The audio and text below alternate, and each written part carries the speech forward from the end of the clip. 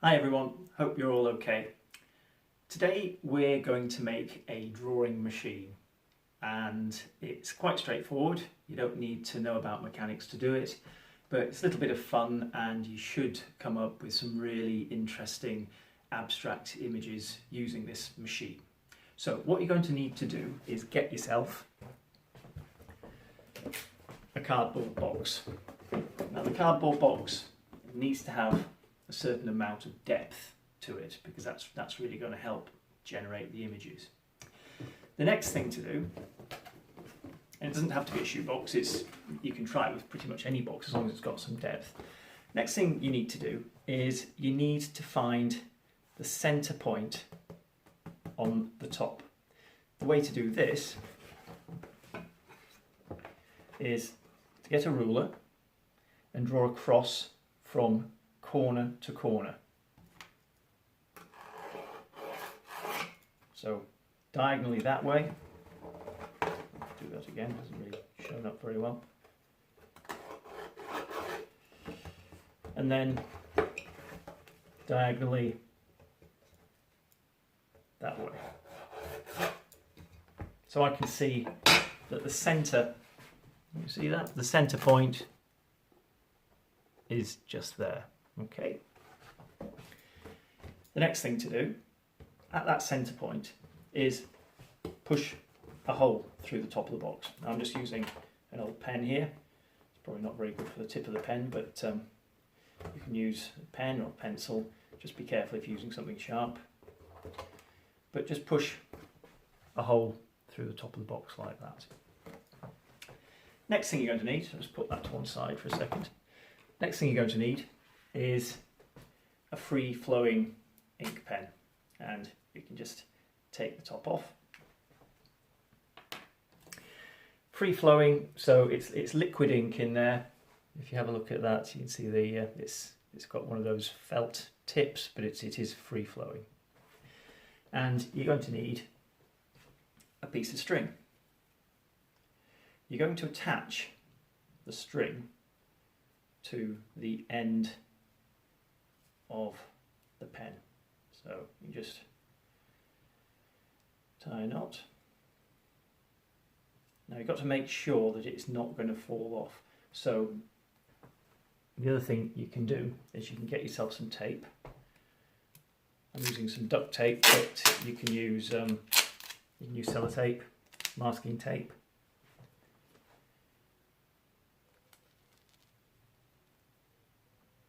And I'm just going to make sure that that string isn't going to slip off the pen. There we go. Okay. So in effect what you've done is you've made a pendulum. That's what this is going to be. Next thing to do is get your box again, and I'm going to thread the end of the string through that hole.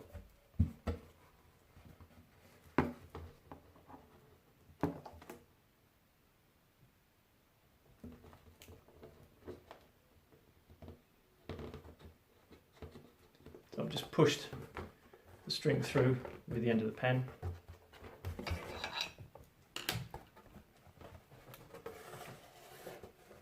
There we go. Okay, so the pen is hanging in the box. And I want the pen just to be touching the base of the box. I don't want it slack like that. I don't want it hanging in the air. I want it just touching the base of the box. So what I'm going to do is I'm going to tie a knot at the top here so that it is just hanging exactly where I want it to be. I'm just going to stop the camera whilst I do that because that's a bit fiddly and I don't want to bore you. So I will be back in 2 seconds. So there you go. I've got my pen in the box. I just tied a knot at the top and I've stuck some masking tape, some duct tape on the top as well. Not very pretty, I know, but it holds it in place. That's all you need. Okay. The next thing I'm going to do is I'm going to get a piece of paper And the piece of paper I've cut to the size of the base of the box. And then it's just going to slot in to the base of the box like that. You might find you want to use a bit of glue tack or a bit of tape to hold it in place, but that's nice and secure in there. I'm perfectly happy that that will stay there. Okay, so that is pretty much the drawing machine. Let me put the lid back on. There we go. And I'm probably going to put a little bit of tape, in fact I am going to put a little bit of tape around it just to hold the lid in place. Just there. And there. There we go.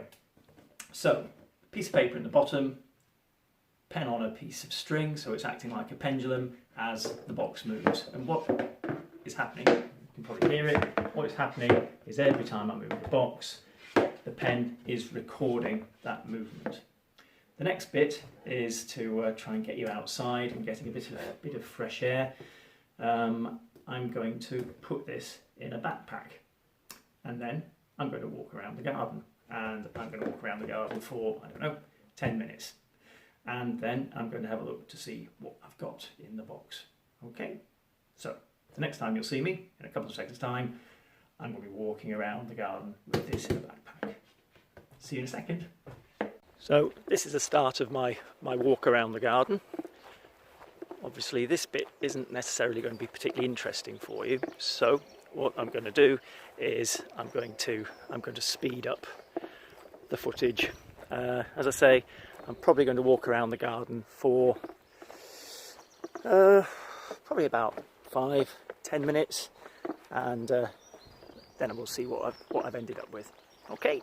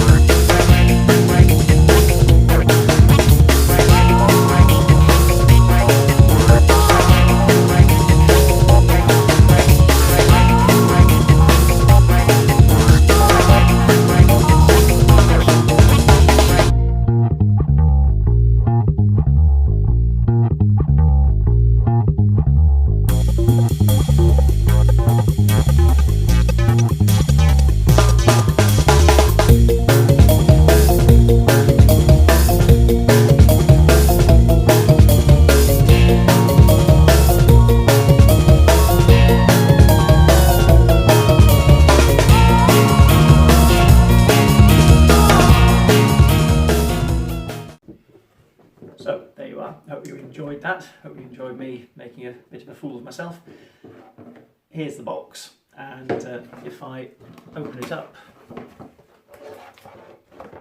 hopefully you can see in there that the marks of all my movements have been recorded.